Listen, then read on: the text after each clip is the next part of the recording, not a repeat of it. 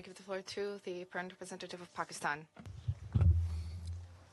Thank you, Mr. President. We welcome the participation of His Excellency Mr. Asad Hassan al-Shaybani, Foreign Minister of the Syrian Arab Republic, in today's meeting. We also thank Special Envoy Pedersen and ASG Masuya for their valuable briefings.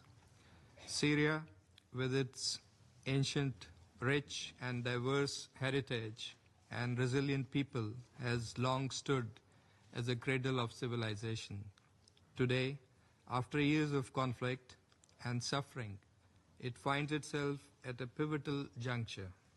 Recent political developments present an opportunity for peace, unity, and reconstruction. We are hopeful that the new Syrian leadership will chart a course towards inclusivity, stability, and prosperity. The international community must seize this moment to support Syria's transition. Pakistan has been concerned about the protracted conflict in Syria and its profound humanitarian and regional consequences. Addressing this crisis requires a comprehensive approach, one that acknowledges the interlinked challenges facing the Syrian people.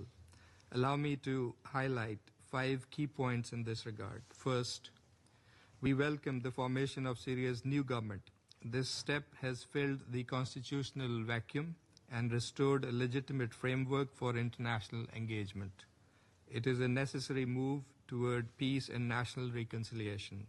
Pakistan continues to support a Syrian-owned and Syrian-led inclusive political process based on the principles contained in Security Council Resolution 2254.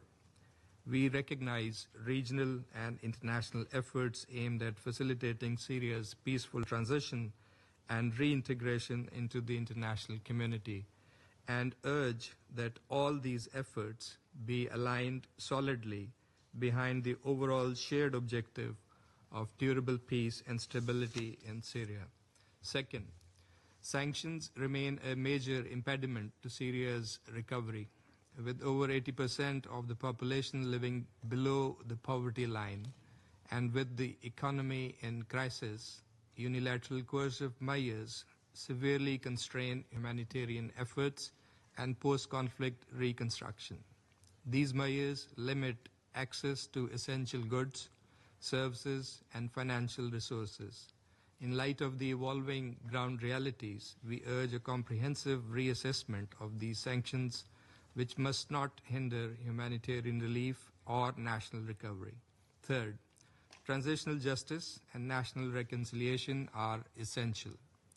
The recent violence in coastal regions underscores the urgency of addressing historical grievances and promoting inclusive justice.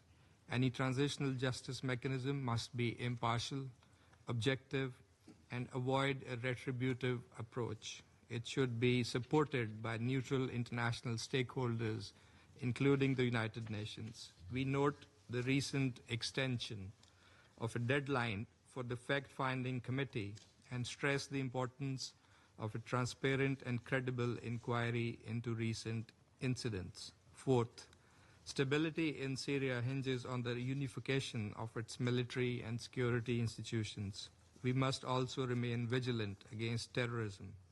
The UN sanctions regime should be reviewed to ensure it supports humanitarian and reconstruction efforts while maintaining safeguards against the resurgence of terrorist groups and their affiliates. Striking this balance between enabling recovery and countering terrorism must guide our collective approach. Fifth, Syria's sovereignty and territorial integrity must be fully respected. Pakistan is deeply alarmed by the continued and intensified Israeli airstrikes on Syrian territory and statements about a long-term military presence in southern Syria.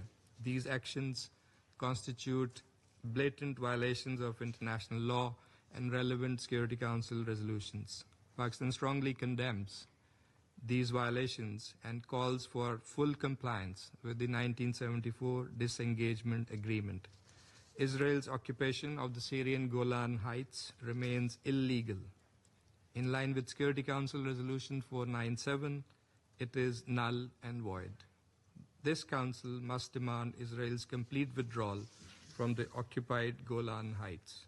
Finally, the humanitarian situation in Syria remains dire. Over 16.5 million people require assistance. Nearly 40% of hospitals and over 50% of primary healthcare facilities are non-functional. The scale of this suffering calls for urgent and sustained international assistance. Alongside emergency relief, we must prioritize the restoration of basic infrastructure and essential public services to support long-term recovery. In conclusion, Madam President, at this consequential moment in Syria's journey, the imperative is clear: to transform the promise of peace into a tangible reality for its people. This demands a comprehensive approach and continued international engagement and support that empowers the Syrian people to shape their own destiny. After years of conflict and immeasurable suffering, the Syrian people deserve a future that is marked by dignity, stability, and opportunity. Pakistan reaffirms its unwavering solidarity with the Syrian people and remains firmly committed to supporting all credible efforts towards a united, peaceful, and prosperous Syria. I thank you. I thank the representative of Pakistan for a statement.